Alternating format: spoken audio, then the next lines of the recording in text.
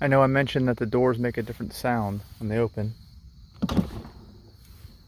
This one also makes a different sound when it closes. It makes a squeaking sound every time. I've never heard anything like this. Listen to this. You hear that? Every single time it does that. I don't know if it's something out of alignment over here or what, but